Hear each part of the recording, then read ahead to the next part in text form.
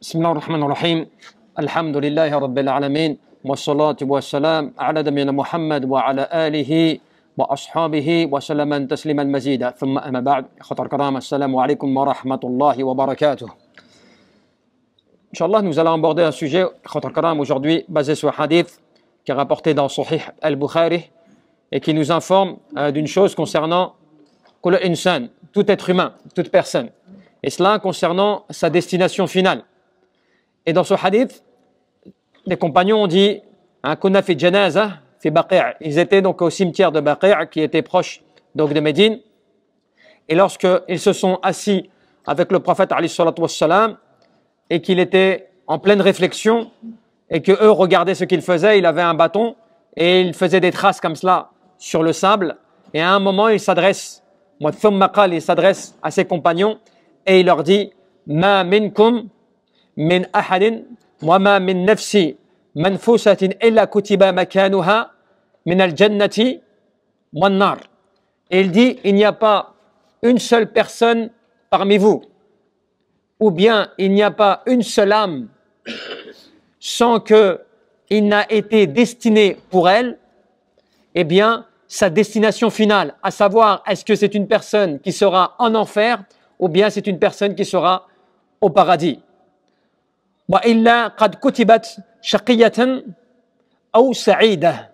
Ou bien qu'il lui a été donc destiné qu'il mènera une vie de difficulté ou bien il mènera une vie de bonheur ou qu'il aura une finalité heureuse.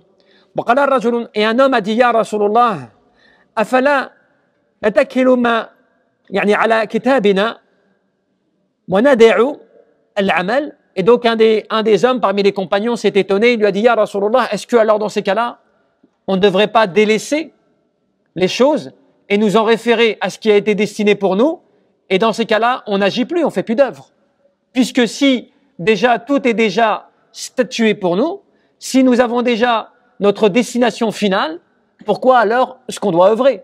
Pourquoi est-ce qu'on doit faire? Et ainsi, le prophète sallallahu alayhi wa sallam a répondu par une chose importante فَمَنْ كَانَ مِنَّا مِنْ أَهْلِ السَّعَادَةِ فَيَسِيرُ إِلَى عَمَلِ أَهْلِ السَّعَادَةِ. Eh bien, le prophète alayhi salatu wa sallam a fixé les règles et il a fixé les conditions pour chacun, pour chaque personne, et notamment plus particulièrement concernant les croyants. Et il dit, eh bien, il n'y a pas une personne parmi nous qui serait destiné aux gens donc du bonheur, c'est-à-dire au fait d'arriver au bonheur, sans qu'il lui soit facilité le fait d'atteindre cette demeure finale qui sera heureuse pour lui. Il n'y a pas une personne dont sa destination est une destination malheureuse, donc une destination donc désastreuse, sans que il lui soit facilité les œuvres pour qu'il aille vers cela. Et ensuite, il rappelle à quel point, dans le verset, où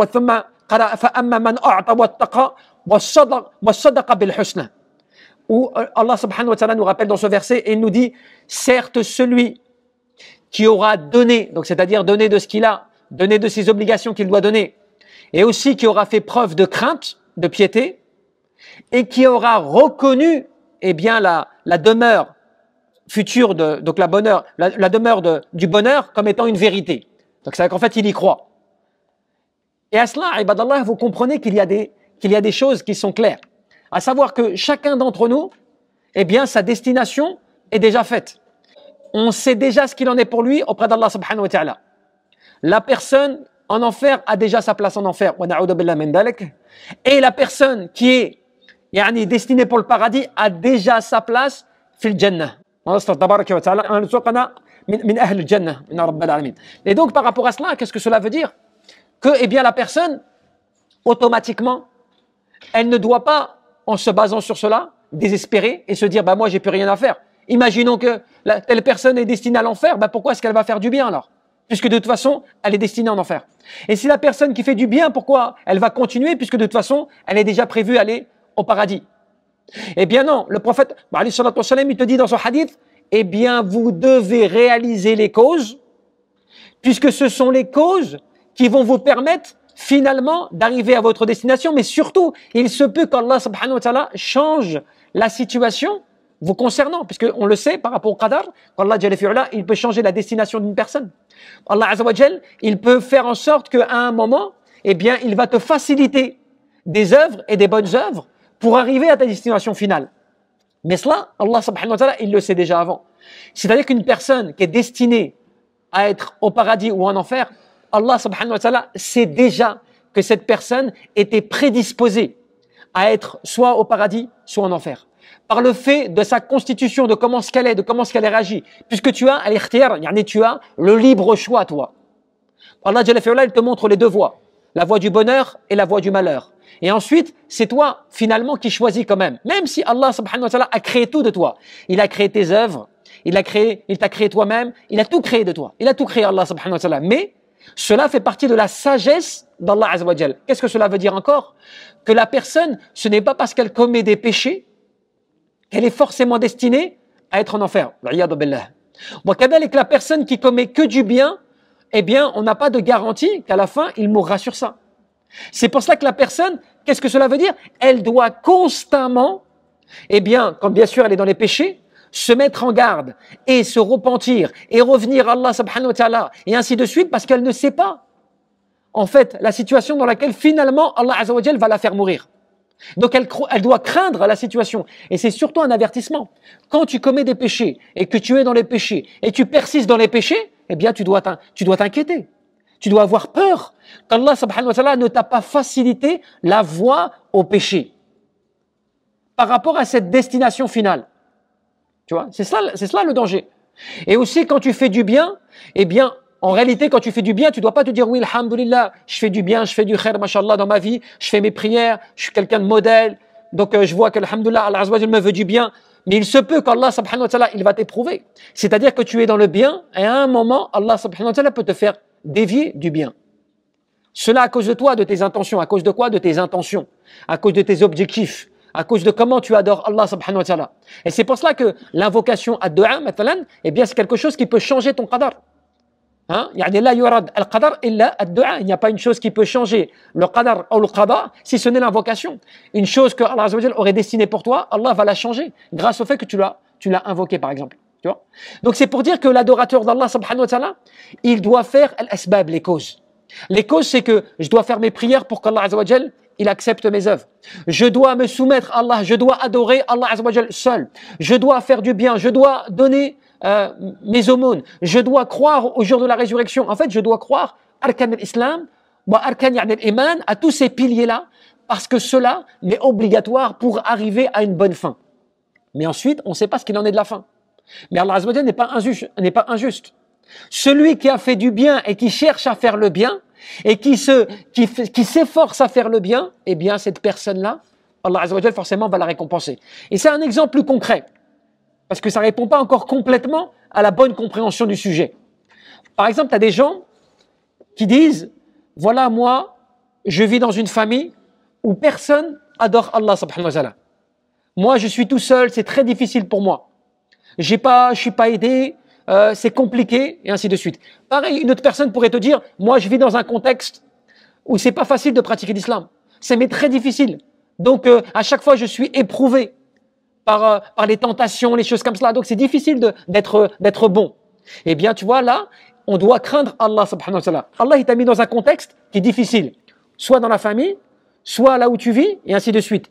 Mais si toi, tu persistes, parce qu'il se peut que ces difficultés qui sont mises donc, dans ta pratique religieuse, eh bien, ce sont peut-être des difficultés qu'Allah Jalla fi'ala a voulu pour toi peut-être par rapport à la destination finale. Les choses ne sont pas facilitées pour arriver au bien. Tu vois? Mais toi, qu'est-ce que tu vas faire? Tu vas persister, tu vas résister, parce que tu as un libre choix pour arriver au khair, pour arriver au bien. Et Allah Azza wa Jal, il se peut que dans ces cas-là, par rapport au fait que tu résistes, que tu es patient, que tu fais preuve d'istiqama, dans les difficultés, tu vois, et bien là, tu prends du ajar, tu prends des récompenses bien plus importantes par rapport à celui qui est, tout est facilité. C'est comme celui qui vit à Mecca ou à Médine ou autre, tout est facilité pour lui. Mais il se peut qu'Allah Jalla fi'ala, dans cette facilité, il va lui faire commettre des choses graves, auquel il n'aura pas d'excuses, parce qu'il n'avait pas d'excuses pour adorer Allah subhanahu wa ta'ala. Il n'avait pas d'excuses, de difficultés pour faire ses prières. Donc il se peut que lui, eh bien, il tombe plus vite que toi. Parce que toi, quelque part, si tu réfléchis bien, par exemple, dans mon contexte, dans ma famille où je suis, c'est difficile, eh bien, c'est comme des alertes pour toi normalement, comme des flashs. Allah, il te met en garde. Regarde, c'est difficile. Si tu te laisses aller, tu vas abandonner ta prière. Si tu réagis pas, eh bien, tu vas commettre des péchés graves. Tu vas participer à des choses chez toi où tu vis qui sont des grands péchés, par exemple, si tu fais pas attention. Eh bien là, ça te met en garde. Mais si tu fais pas attention, c'est toi qui le veux. Tu fais pas attention, tu te laisses aller et forcément, tu vas commettre des actes qui vont t'emmener au fur et à mesure, peut-être à une destination finalement qui était déjà destinée pour toi, l'enfer, ou l'iyadu billah. De la même manière, dans l'adoration d'Allah Azza wa Jal, dans les bonnes œuvres, dans l'obéissance à Allah subhanahu wa ta'ala, eh bien toi, tu dois garder constamment le rythme. Pourquoi? Parce que tu dois reconnaître cela comme une ni'ma, comme un bienfait d'Allah subhanahu wa ta'ala. Allah, il m'a facilité. Je fais mes prières. Par exemple, je travaille, je peux m'arrêter, je peux faire mes choses comme cela, je peux visiter des pays musulmans, des choses comme cela. Allah Azza wa Jal m'a facilité. Eh bien, je dois être reconnaissant. Et donc, je dois garder le rythme et augmenter mon adoration d'Allah Azza wa Jal. Et cela, des fois, comment est-ce que tu peux te retrouver du jour au lendemain dans une situation contradictoire? Eh bien, là, par exemple, tu arrives dans des périodes estivales. Dans l'année, alhamdoulilah, tu es dans ta vie à toi, tu pratiques ta religion, tu es constant, tu as tes habitudes, ton travail, la mosquée, tout cela. Et après, tu pars en vacances. Et en vacances, tu commences à te laisser aller là. Tu vois? Tu fais moins tes prières, tu retardes tes prières carrément, tu vas à la plage le matin, tu pries pas de toute la journée. Tu attends de rentrer le soir parce que c'est trop compliqué. Tu vois? Là-bas, tu te relâches. En fait, tu es négligent. Tu deviens négligent. Le Coran, tu le lis une fois ou deux dans la semaine, alors que d'habitude, tu le lisais tous les jours. Eh bien, cela, ça peut avoir des conséquences dans ton adoration et qui va t'amener à te faire dévier de la bonne voie, alors que tu étais dans le bien à la base. Et c'est comme cela que l'adorateur d'Allah subhanahu wa ta'ala, il doit être toujours aux aguets. Tu as vu les aguets? Toujours comme un gardien, ou bien quelqu'un qui est d'une armée qui fait attention à l'ennemi. Il est en position de garde. Il est tout le temps aux aguets. Il fait attention qu'il n'y ait pas un étranger, quelque chose qui vienne à lui et qui pourrait remettre en cause leur sécurité. C'est son rôle. Faire attention et faire preuve de surveillance. Et bien quand tu vois que al-muraqabah, tu vois, la relation avec Allah subhanahu wa ta'ala, c'est une relation où tu dois te rappeler que Allah, il te surveille. Que tu es constamment dans la surveillance. Eh bien, c'est cela qui va faire que tu vas t'inquiéter de tes œuvres. Et maintenant, est-ce que c'est difficile quand on parle que comme quoi tes œuvres, elles sont déjà prédestinées? Que ta destination finale, elle est déjà actée? Est-ce que c'est difficile pour toi maintenant de te poser la question sur toi-même, ala nafsik? Par exemple, comment je suis aujourd'hui dans ma vie? Est-ce que je fais bien mes prières? Est-ce que je respecte bien mon din? Est-ce que je suis bien dans ma religion? Ben, chacun, il peut analyser son cas. Tu peux pas me dire, je sais pas moi si je suis bien ou pas. Je sais pas. Chacun d'entre nous, tu peux demander à n'importe qui, normalement, quelqu'un d'aqil qui a la raison, quand tu vas lui dire, est-ce que tu es bien dans ta religion? Il va te dire, oui, c'est vrai, actuellement, je néglige mes prières, je suis pas assidu à mes prières, je récite pas beaucoup le Coran. Il se connaît lui-même. Subhanallah, regardez comment Allah Jalla fi'ala n'est pas injuste. C'est-à-dire que tu pourrais toi-même te juger. Tu pourrais te juger si tu étais sincère, hein. Attention, tu es sadiq, tu es sincère, tu pourrais te juger. Toi-même, tu pourrais te dire si, à part, je parle pas de celui qui vit dans un rêve, hein. Parce que tu as des musulmans qui vivent dans des rêves. C'est-à-dire que lui, il fait pas de bien, il fait pas de khair. Il est qalil, il est dans le minimum. Il est dans le minimum et pourtant, il trouve qu'il n'y a pas de mal pour lui. Tu vois? Non, moi, je suis quelqu'un de bien, moi. Alhamdoulilah, ce que je fais déjà, c'est déjà beaucoup. Attends, je pratique ma prière ici, alors que normalement, je devrais même pas la pratiquer, puisque c'est même pas un pays dans lequel je peux pratiquer facilement, tu vois. Il trouve des excuses pour être le plus négligent possible. Donc lui, malheureusement, il vit dans le rafla, dans la négligence, dans l'inconscience, dans le taswif. Tu vois, le fait de repousser les choses au lendemain à chaque fois. Oui, c'est pas grave, on verra demain. Tu vois, je m'améliorerai demain. Donc ça, malheureusement, c'est parmi les ruses de Satan. Tu vois, les stratèges de Satan qui veut faire croire à la personne que ce qu'elle fait, c'est déjà bien. Tu vois, pour l'endormir et la faire partir comme ça de ce ballon, de dunya, tu vois.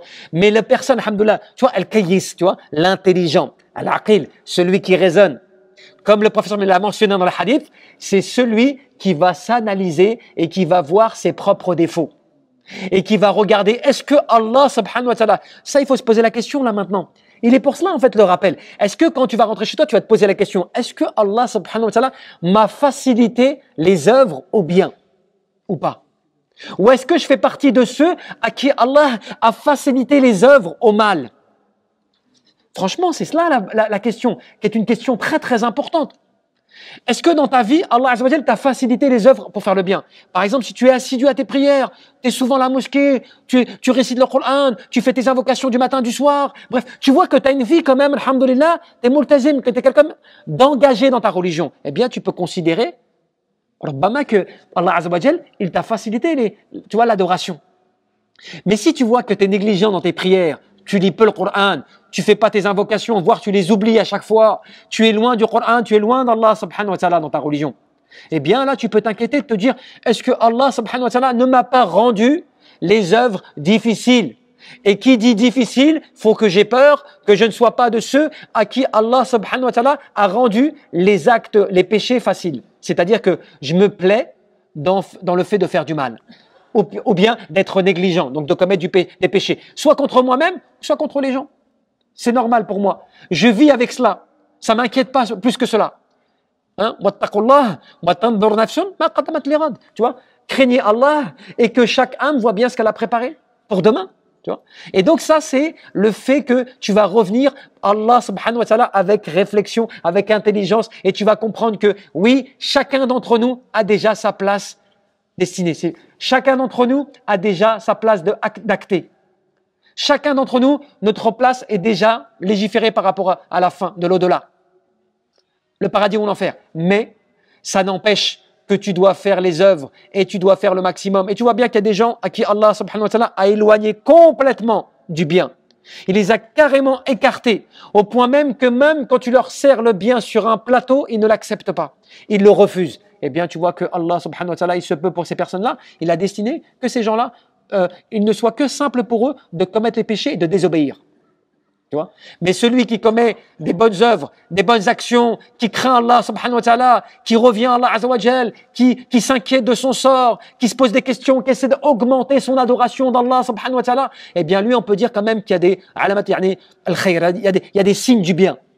Et qu'il faut qu'il fasse attention à ne pas perdre, tu vois, ses bonnes œuvres et à ne pas perdre, tu vois, cette inquiétude, eh bien, des bonnes actions. Cela, c'est la position que chaque croyant, il doit se poser comme question, qui doit se reposer constamment chaque jour, savoir comment Allah Azza wa Jal m'a facilité ou pas l'adoration. Et il n'y a pas d'excuse, attention, pas d'excuse par rapport au contexte.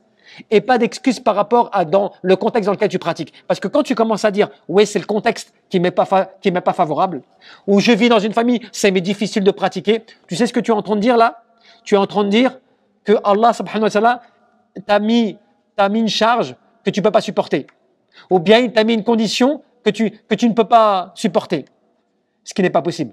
Puisqu'Allah Jalla fi'ala ne va pas t'éprouver au-delà de tes capacités. Et il se peut que dans une famille où il y avait de l'adoration ou autre, eh ben, tu n'aurais pas été comme maintenant. C'est-à-dire peut-être à t'accrocher à ta religion, à faire attention au péché, à être plus résistant, à être attentionné à ce qui se passe autour de toi. Que si tu avais tout facilité, peut-être que tu serais pas comme cela. Il y a beaucoup de gens qui ont des bienfaits, ils vivent dans le bien, tu vois, ils ont des bienfaits et ils ne se rendent même pas compte des biens qu'ils ont. Parce qu'ils sont dans le bien, ils sont dans le khair, tu vois. Donc ils se rendent pas compte de ce qu'ils ont. Mais celui qui est dans la difficulté, qui a du mal, eh bien, lui, par contre, il fait très attention aux détails. Parce que, alhamdoulilah, il se rend compte que c'est une grâce d'Allah Azza wa Jal. Tu vois, que lui, il croit. Souvent, je dis, vous savez, aux gens qui, des fois, se convertissent, et des personnes qui disent, subhanallah, oui, voilà, j'avais pas de famille musulmane, pas de personne qui m'a conseillé par rapport à l'islam, je suis venu à l'islam comme cela, ça m'a intéressé, je me suis instruit, ainsi de suite. Mais, subhanallah, regarde la grâce d'Allah Azza wa Jal. Toi, tu fais partie de ceux à qui Allah a facilité les œuvres pour aller vers l'islam. Parce qu'il se peut qu'Allah Azza wa Jal a destiné pour toi, eh bien, une bonne fin, une fin heureuse. Puisque tu étais dans un contexte où tout était fait pour que tu te perdes. Pas de rappel, pas d'islam, pas de foi, rien. Et tu sors de cela pour devenir ce que tu es. Mais juste cela, déjà, ça devrait te bouleverser et te dire, subhanallah, quelle grâce qui m'a touché. Quelle chose qui m'a touché, à laquelle je dois m'accrocher et je dois œuvrer et augmenter mon adoration d'Allah subhanahu wa ta'ala. Wallahu a'lam, tabaraka wa ta'ala.